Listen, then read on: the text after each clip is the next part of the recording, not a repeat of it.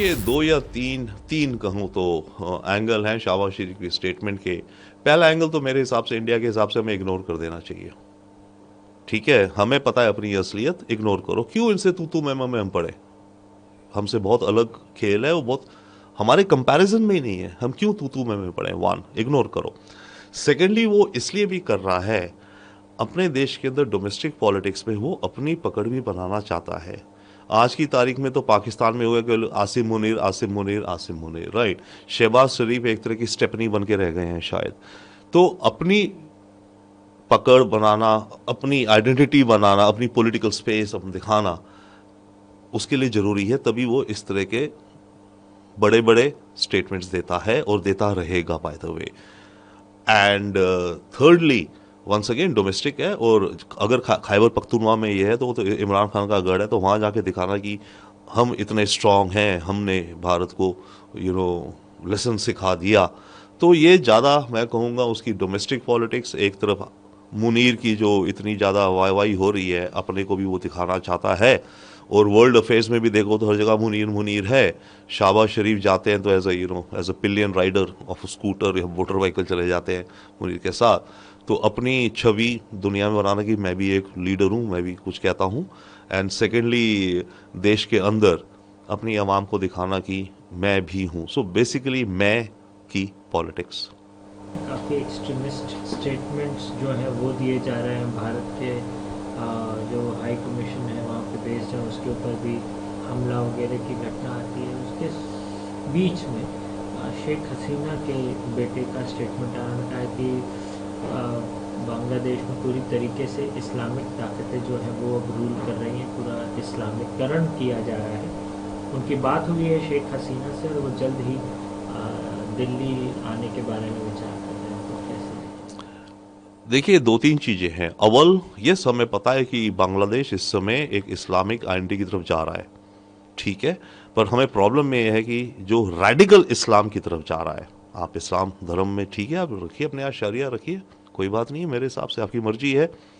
But उसके चलते जो रेडिकल इस्लाम, जो एक्सट्रीमिस्ट इस्लाम, जो जिहादी इस्लाम है, आतंकी इस्लाम है, उसकी तरफ भी जा रहा है। यस, और वो हमें पता भी है। बात यह है कि शेख हसीना के बेटे के जो स्टेटमेंट्स हैं, ये एक और एंगल से हम देख सकते हैं। देखिए, ये उनकी अपनी डोमेस्टिक पॉलिटिक्स है। वो भारत को उकसाना भी चाहते हैं। हमें असलियत पता है, हम कर रहे हैं, हम कदम ले रहे हैं, हमारी सरकार जो हमें लेने चाहिए। और हम बैलेंस भी रहेंगे, लॉन्ग टर्म है हमारा। ओके। ऐसे में शेख हसीना के बेटे का मकसद ये भी है कि भारत को और उकसाओ, ताकि भारत बांग्लादेश के खिलाफ, यानी कि शेख हसीना के ओपोनेंट्स के खिलाफ कोई सख्त एक्शन ले। हमें मेरे ख्याल से उस चीज़ से बचना भी चाहिए। At the same time, yes, हम शेख हसीना के साथ खड़े हैं, हमारी फ्रेंड थी, सेकुलर है, मोस्ट इंपॉर्टेंट। बट आज की तारीख में जो बांग्लादेश की सिचुएशन है, वहाँ पर ऑपोजिशन है शेख हसीना को बड़ी मात्रा में जो दिखता है। तो ऐसे में, और शेख हसीना के बेटे का ये कहना है कि मैं दिल्ली आ रहा हूँ, ये मेरे ख्याल से ठीक नहीं है। क्योंकि बांग्लादेश में फिर ये देखा जाएगा कि भारत ने केवल शह ही नहीं दी शेख हसीना को, उसका बेटा भी आ रहा है, ये लोग वहाँ बैठ के षड्यंत्र रच रहे हैं हमारे देश के खिलाफ।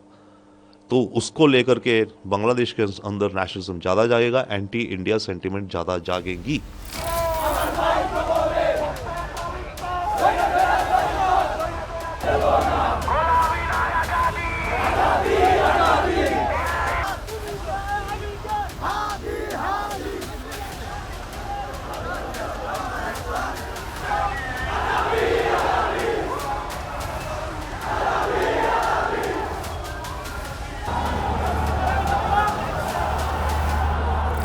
शेख हसीना के बेटे जो कह रहे हैं वो बिल्कुल सही है।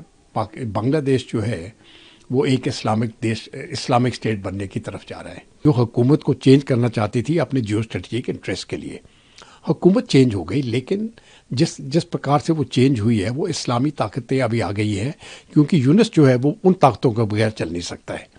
और दिन ब दिन ये जो इस्लामी ताकतें हैं, जमात इस्लाम की जो स्टैंडिंग है उधर, बेशक वो इलेक्शन नहीं जीतते हैं, लेकिन वो इलेक्शंस को कंट्रोल कर सकते हैं। 1971 में लड़े किस लिए? वो इसलिए लड़े ताकि वो अपनी भाषा को, अपनी सिविलाइजेशन को, अपने कल्चर को संभाल सके। इतने सालों के बाद मुझे लगता है कि ये तीनों चीज़ें ये गुवा देंगे।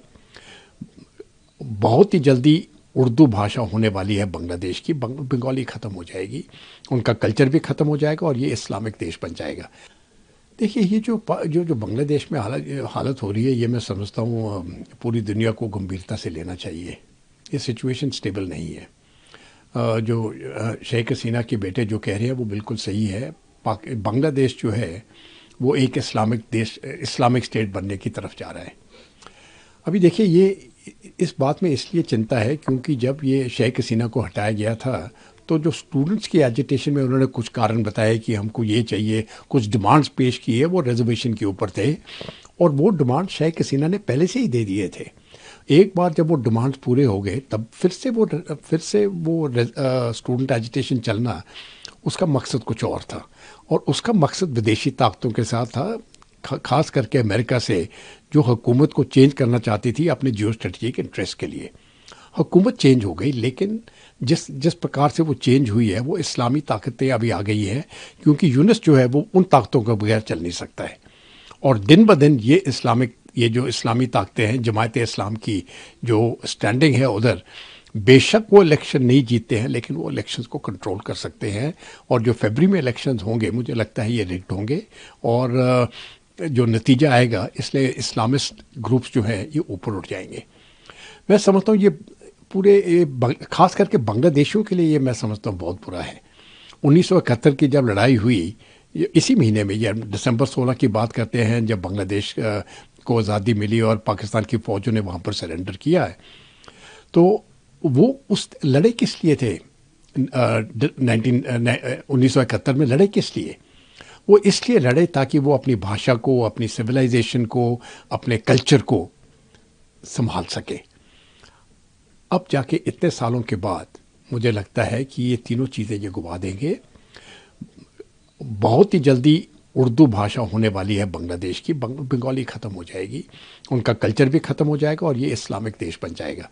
और एक बार ये इस्लामिक देश बन गया तो बाकी चीज़ें जो भी ये समझते हैं वो बंगाल के साथ जो अपनी भाषा और अपनी कल्चर के साथ जो जोड़ते हैं, ये सब ख़त्म हो जाएगी। और ये मुझे इसलिए बुरा लगता है क्योंकि 1971 में अप्रैल के महीने में जब जनरल नियाज़ी ने पहली अपनी स्पीच दी अपनी पाकिस्तान के मिलिट्री ऑफिसर्स को, तो उन्होंने उसमें ये बताया कि इन बंगालियों की इनकी नस्ल बदली कर दो।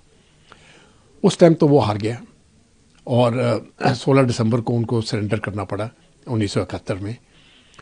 लेकिन मैं समझता हूँ अगर जनरल नियाज़ी आज जीवित होते हैं तो वो हंसते और बोलते, देखिए तुम लोगों ने सोचा हम हार गए लेकिन असली जीत तो हमारी है।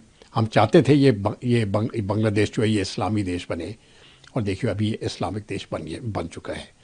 ये मैं समझता हूँ ये पूरे बांग्लादेश के जो लोग हैं इनको ये बड़ी गंभीरता से लेना चाहिए, वो चाहते क्या हैं।